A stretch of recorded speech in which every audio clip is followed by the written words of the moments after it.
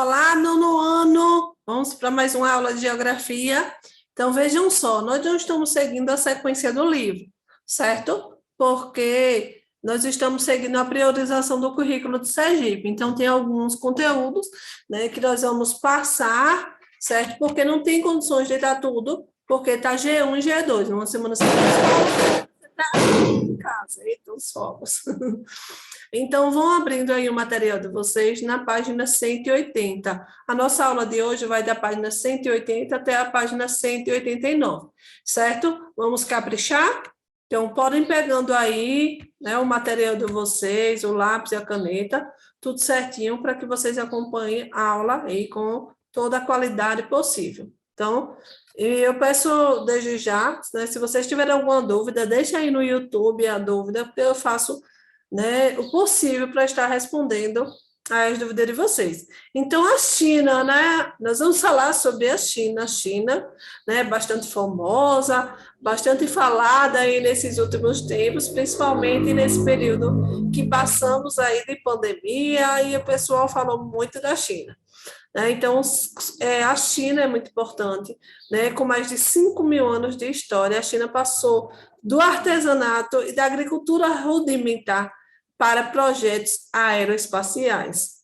Então, enfrentou interesses de países imperialistas e viveu uma revolução que implantou o socialismo no país. Então, a China é o terceiro maior país do mundo em extensão e abriga a maior população do planeta, cerca de 1,3 bilhão de habitantes. Então, nela se localizam obras extraordinárias, a Grande Muralha, o Grande Canal, certo? E a usina hidrelétrica da Três Gargantas. Então, o socialismo na China foi instituído após uma guerra civil, né, que levou Mao Tse-tung ao poder. Então, com a morte de Mao, o poder de Deng Xiaoping, que promoveu uma série de reformas econômicas a partir de 1980. Então, várias e várias coisas aconteceram, né, e acontecem na China. Então, a China tem altas taxas, né, de crescimento econômico, aumentos significativos de renda per capita. Então, está tirando milhões de chineses de situações de pobreza. Então, nós vamos ver um pouquinho, certo, sobre a China. Então, aqui nós temos uma imagem, a chamada Grande Muralha da China. Então, é como eu falei, né? Obras extraordinárias. Então, essa é uma imagem de uma obra extraordinária que aconteceu na China. Então, a China, eles investem bastante em educação, certo? Eles incentivam os jovens a processos de pesquisas, né? Então, tem todo um investimento, então, por isso que nós temos aí muito desenvolvimento nas tecnologias da China. Então, o processo de modernização chinês. Então, a China passou a estabelecer contato com o Ocidente, rotas comerciais da Europa. Então, no processo das grandes navegações, os europeus passaram a se interessar cada vez mais pelo Oriente. Então, o Império Chinês havia passado por um grande desenvolvimento cultural no século XVII e XVIII, com a expansão de Manchu. Porém, a segunda metade, né, do século XIX, o crescimento populacional, o aumento dos impostos e a corrupção levaram o grande império à decadência e à fragmentação de parte do seu território. Então, controlado por rebeldes, com apoio de potências europeias como a Inglaterra e a França e pelo Japão também.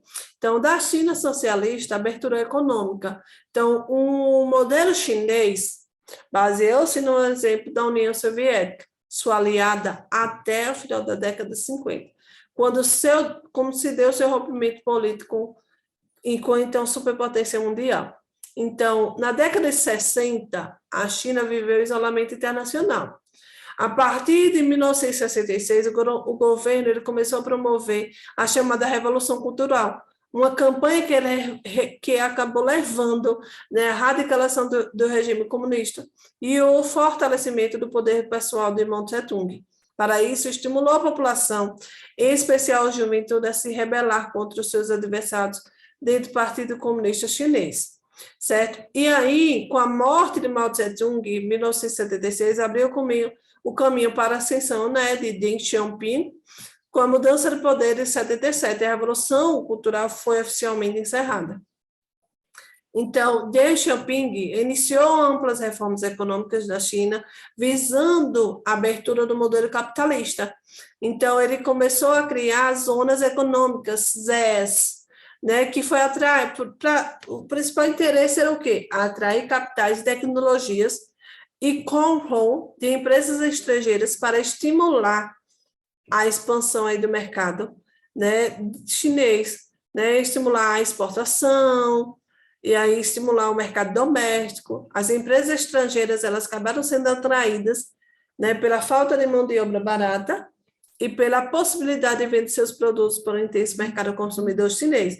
Então, foi muito interessante, né, essa chegada, esse incentivo, né, das empresas estrangeiras, porque lá na China eles tinham o quê? Mão de obra barata e mercado consumidor muito grande, certo? Mas, ao mesmo tempo que eles tinham esse mercado consumidor muito grande e essa mão de obra barata, eles começaram a investir no país. Então, foi começando a investir no desenvolvimento, certo? Então, introduzindo indústrias e desenvolvendo economicamente o país. Deixa eu beber aqui um pouquinho de água, que eu estou atacada hoje. Economia e desenvolvimento. No final da década de 50, a China lançou a política de economia denominada Grande Salto para a Frente. O nome já diz, né? Então, era inspirada num projeto no modelo econômico industrial soviético, que estabeleceu a criação de um pátio industrial diversificado, com a indústria de base, bélicas. A indústria mecânica e siderúrgica receberam atenção especial e passaram a se desenvolver de forma acentuada. Então, vocês observam que eles começam a ter um olhar, basicamente, para esse investimento industrial. E vocês sabem que quando o país tem um olhar em investimento industrial, indústria gera emprego, emprego gera renda, as pessoas têm dinheiro e as pessoas vão começar a circular a renda dentro dos seus países. Eu vou começar a comprar muito, então vai começar um desenvolvimento maior. Isso é interessante, né? Em 1966, a economia da China ela sofre um impacto, né, da nova crise, que vem associada à Revolução Cultural. O modelo industrial apresentou graves problemas na década de 70. Então, o quadro geral de obsolência, queda de qualidade e produtividade, péssimas condições de trabalho, baixa remuneração e falta de leis trabalhistas de proteção sindical, acabou sofrendo esse impacto, certo? Na Revolução Cultural. Que essa obsolência é tornar o produto obsoleto. Então, o produto ultrapassado, como que o produto está sendo produzido com uma data de validade. E aí, aí a indústria ela deu uma caída, né? Ela vai dando uma caída. Mas aí, né, em 2001, a China ela entrou na Organização Mundial do Comércio e aí começa a socializar o seu desenvolvimento. E aí começa a crescer novamente, né? E aí a China hoje, vocês sabem que a China é conhecida como uma grande potência mundial, né? Os produtos fabricados na China circulados no mundo todo. E hoje, uma boa parte dos nossos produtos que nós consumimos, poxa, vem da China.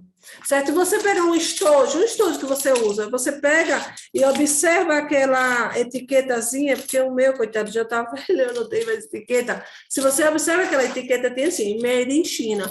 Então, significa o quê? Que o produto foi fabricado na China, certo? Então, nós temos um desenvolvimento muito grande, a China vem caprichando aí. Recursos minerais e energia. Então, em toda a industrialização, ela vai exigir recursos minerais. Então, a China necessita de recursos minerais. Então, ela tem muitas reservas de carvão, né, que, no caso, é a sua principal fonte de energia. Tem reservas de petróleo também, né? Então, hoje, esteja uma das maiores importadoras de petróleo no mundo. Então, o país também extrai outros minerais, como tungstênio, estanho, cobre, zinco, ferro, urânio, que também favorece a implantação das usinas nucleares. O grande potencial hidrelétrico chinês passou a ser intensamente explorado com a construção da usina hidrelétrica Três Gargantas. No rio Yangtze, né, o Rio Azul, No entanto, a maior parte da energia consumida na China é produzida por termoelétrica, que empregam carvão mineral e geram intensa poluição nos grandes centros urbanos chineses. Então, vocês observam que também aí, né, como a China é um país altamente industrializado, ela tem a necessidade de grandes recursos minerais, né, para suprir a sua necessidade na sua produção. Então, lá na China, eles têm uma fonte de energia, o carvão, nós temos o petróleo, tem ferro, zinco, urânio, cobre, chumbo, estanho, tungstênio, que favorece, né, todo o desenvolvimento industrial lá na China. Agora vamos falar um pouquinho sobre agricultura e pecuária. Então, essa grande extensão do território chinês, que vai associar, né, com o solo, com o clima, favorece o desenvolvimento das atividades agrícolas. Então, nós temos aqui as principais partes, né, produtoras, a parte oriental do país, né, porque o relevo é pouco acentuado, então a abundância de água, né, acaba favorecendo o desenvolvimento da agricultura. A China é o maior produtor mundial de arroz, né, que é cultivado no Vale do Rio Yangtze. O trigo é cultivado associado com a soja, no rio Huanghe, que é o chamado amarelo, o algodão também, né, que sustenta a produção têxtil no mercado mundial, e outros produtos que também são produzidos lá na China, como o chá, milho, a seda. Então, na pecuária, eles têm uma alta produtividade de suínos, né, que é a mais importante, e na China, eles têm o maior rebanho do mundo. Também destaca os rebanhos equinos, ovinos, bovinos e a criação de aves. Então, vocês observam que a China não é só questão industrial, a China também tem agricultura, pecuária, recursos minerais, e a China acaba sendo bem rica, certo? A questão toda da China é porque é muita população, certo? É muita gente. Então, lembra daquele exemplo, uma casa com muita gente, uma casa com 10, é um pouco difícil para suprir a necessidade de todos. E uma casa com 2 é mais fácil. Então, se a quantidade populacional da China fosse menor, então o desenvolvimento, né, da toda a população seria melhor, melhorias de qualidade de vida. População e desenvolvimento social. Então, a diversidade étnica e cultural é muito grande, né? Existem no país 56 etnias reconhecidas oficialmente, 91,6% dos chineses pertencem à etnia Han, são falados no país diversos idiomas, certo?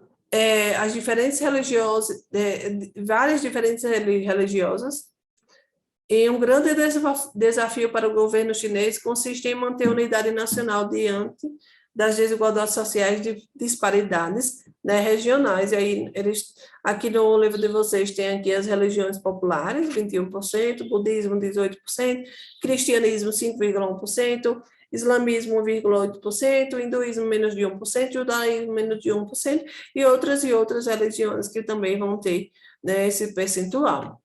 E aqui nós temos a população da China, observem aí a concentração populacional, certo? Na China, esses pontos mais escuros, aí do mapa, esses pontos aqui que está bem parecendo vermelho, meio laranja, com esses círculos maiores são onde tem a maior concentração populacional. Então, observem que a maior concentração do populacional também da China está no litoral.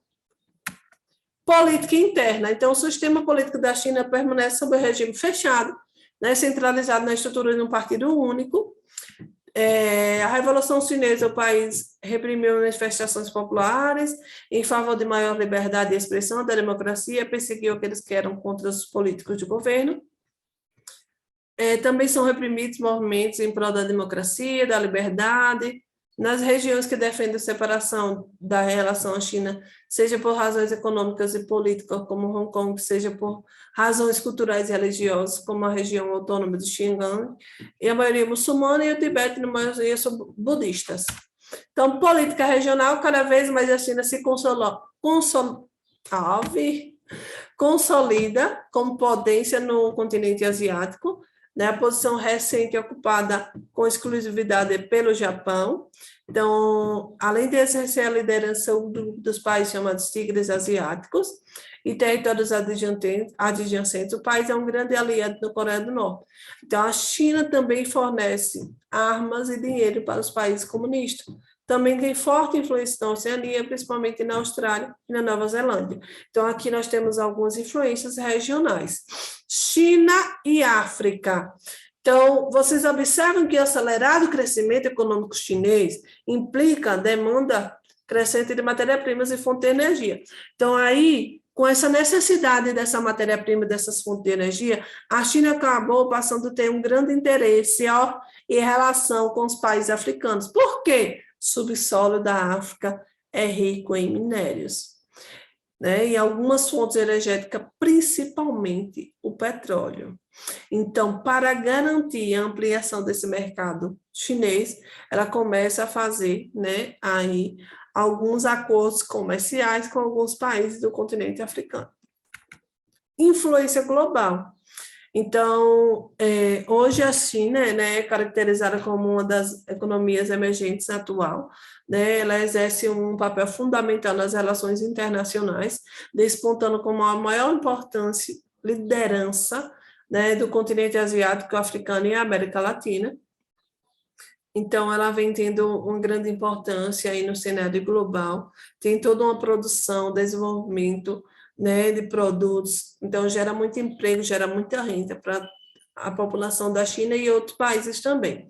Então, no setor espacial, a China conta com programas Beidou, que atualmente 14 satélites em operação. Então, observe aqui na imagem, é uma usina solar flutuante instalada em um lago, né, onde havia mina de carvão. Então, vocês observem que tanto eles investem, né, investem em diversos setores para tentar ampliar, né, sua fonte energética.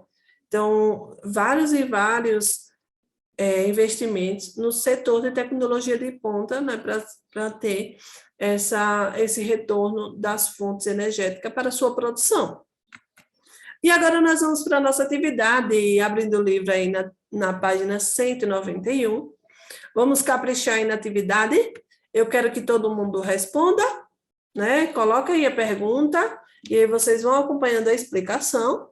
E aí depois vocês vão passar para o seu professor, passar o visto. Responda as questões da China, quais são as peculiaridades dos importantes centros costeiros. Então, os centros costeiros são somados de zonas econômicas ZES, né, áreas de atração de indústrias estrangeiras, por meio de incentivos fiscais. Caracterizam-se também pela abundância de mão de obra e matéria-prima, a fraca fiscalização ambiental, a facilidade de estar próximo ao litoral. Tornam-se essas áreas muito atraentes para empresas de todo o mundo. Letra B. É possível afirmar que o crescimento econômico chinês ocorre em todo o país? Justifique sua resposta. Então, esse crescimento econômico ocorre em toda a área da China? Não. Então, esse crescimento ele vai estar concentrado onde? Nas áreas próximas aos litorais. Observem, lembre do mapa que eu falei. Deixa eu passar aqui para o mapa. Né? A concentração da população está onde? No litoral. Então, onde é que as pessoas estão concentradas? É onde que tem indústria, onde o comércio é bem desenvolvido, certo? Então, a concentração econômica, ela vai estar na próxima ao litoral. Então, não é todo o país que vai ter esse crescimento econômico. Segunda questão, sobre as diferenças entre crescimento econômico e desenvolvimento socioeconômico, elabore um pequeno texto abordando o caso da China. Então, veja só, crescimento econômico diz respeito ao crescimento da produção de um país em suas várias áreas, bem como o crescimento do PIB. Já o desenvolvimento socioeconômico reflete como o crescimento econômico é revertido em melhores condições de saúde, educação, transporte e segurança para os habitantes de um país. A China vem passando por um grande crescimento econômico nas últimas décadas, mas não vemos a mesma proporção de desenvolvimento socioeconômico. Terceira questão, quais foram as implicações políticas da Revolução Chinesa de 1949? Essa questão vai ficar para casa, certo? Eu tenho no livro de vocês, falando sobre a Revolução Chinesa, 1949, e aí eu quero que vocês respondam depois, vocês vão copiar, né? Vocês já copiaram a primeira e a segunda questão, e depois que responder a terceira questão, vai entregar ao seu professor na próxima aula, e ele vai dar o visto, tudo bonitinho, organizado, para ir acompanhando o desenvolvimento de vocês. Certo? E nossa aula vai ficando por aqui. Espero que vocês tenham gostado. Deixa aí o nome de vocês, coloca um comentário, deixa o nome da escola que você, né, acabou de assistir a nossa aula. Capriche aí, se tiver alguma dúvida, coloque aí no YouTube, coloque aí nos comentários, que eu vou estar fazendo o possível para estar respondendo. Um forte abraço para você que está aí me assistindo. Fiquem em casa, né? Fiquem com Deus, estudem bastante. Até a próxima aula. Tchau, tchau!